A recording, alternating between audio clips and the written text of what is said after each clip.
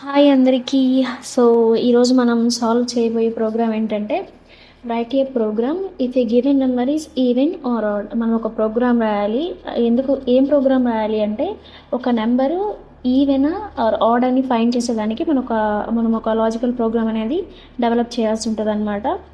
So ఏంటి అంటే even అంటే మనకు తెలుసు, ఈవెన్ అంటే సరి సంఖ్యలు, ఆడ్ అంటే బేసి సంఖ్యలు అనమాట. నేను యాడ్ అని పెట్టా ఇక్కడ. Okay, order. సో ఇప్పుడు మనము అంటే సరి సంఖ్యలు అంటే వేటిని అంటాము, రెండు చేత డివైడ్ అయ్యి అంటే రెండు చేత భాగించబడి దాని శేషం ఓకే, దాని రిమైండర్ అనేది 0 వస్తే మనకి అది ఈవెన్గా పరిగణిస్తాము.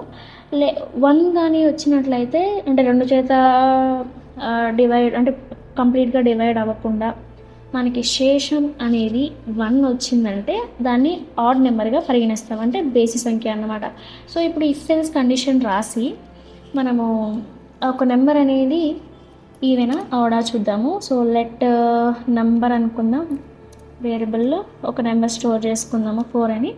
ఇఫ్ ఎల్స్ కండిషన్ రాస్తున్నాను నేను. ఇఫ్ నెంబర్ అనేది మాడ్యులస్ తీసుకుందాం, అంటే మాడ్యులస్ ఏం చేస్తుంది, రిమైండర్ 0 వచ్చిందా లేదా అనేది ఫైండ్ అవుట్ చేస్తుంది అనమాట డివైడ్ చేసి.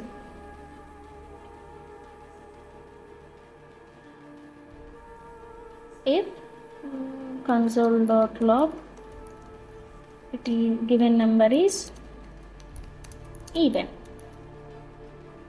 else మనకేమి console.log given number is add.